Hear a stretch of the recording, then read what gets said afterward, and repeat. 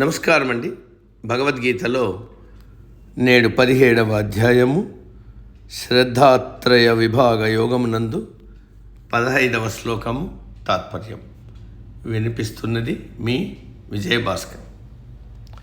అనుద్వేగకరం వాక్యం సత్యం ప్రియహితం చయత్ స్వాధ్యాయాభ్యసనం చైవ వాంగ్మయం తప ఉచ్యతే. తాత్పర్యం: ఉద్వేగము లేకుండా మాట్లాడటం, నిజం చెప్పడం, ఎదుటివారికి ప్రియం, హితము కలిగించే మాటలు మాట్లాడటం, వేదములు శాస్త్రములు చదవడం, తాను చదువుతూ ఇతరులకు చెప్పడం, ఇటువంటి వాక్కుకు సంబంధించిన వాటిని వాచిక తపస్సు అంటారు.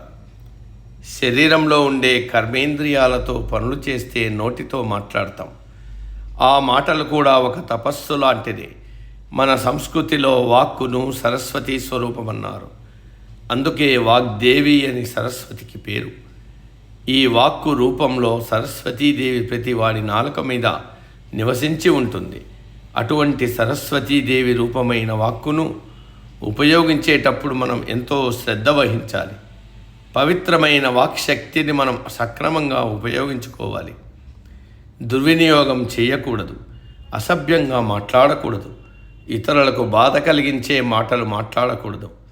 అందుకే వాక్కును బాణంతో పోల్చారు. వాగ్బాణాలు అని అన్నారు.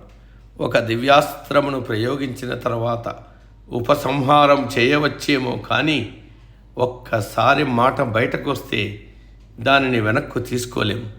ఏదైనా ఆయుధంతో శరీరానికి గాయమైతే కొన్ని రోజులకు తగ్గిపోతుంది. కానీ పరుషమైన వాక్కులతో మనసును గాయపరిస్తే ఆ గాయం ఎన్నటికీ మానదు అని అంటారు. వాక్కు అంత శక్తివంతమైనది. దానిని సక్రమంగా ఉపయోగించుకోవడం మనందరి బాధ్యత. అది ఎలాగంటే ఉద్వేగం లేకుండా మాట్లాడటం, పరుషంగా మాట్లాడకపోవడం, ఇతరుల మనసును బాధ పెట్టకుండా మాట్లాడటం, ఎల్లప్పుడూ సత్యం పలకడం.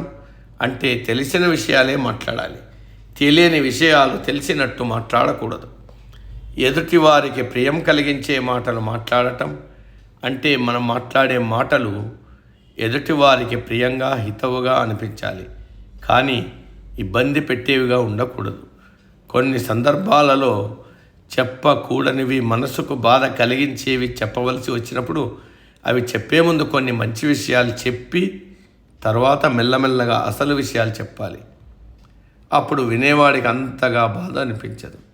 పైగా నా మంచి కోరి చెప్పాడని అనుకుంటాడు.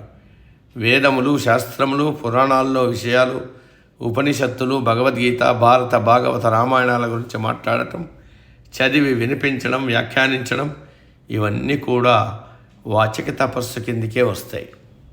మనసులో చెడు తలంపు పెట్టుకుని బయటకు ప్రియంగా మాట్లాడటం వాచిక తపస్సు కాదు. ధ్యానం చేయడం శారీరక తపస్సు అయితే, శాస్త్ర గ్రంథములలో విషయాలు చదవడం, ఇతరులకు చెప్పడం వాచిక తపస్సు. పురాణాలను, శాస్త్రాలను తమకు తోచినట్టు వక్రీకరించి చెప్పడం వాచిక తపస్సు కాదు. తదుపరి శ్లోకం రేపటి రోజు. సర్వే జన సుఖినో భవంతు. అందరూ బాగుండాలి, అందులో మనం ఉండాలి.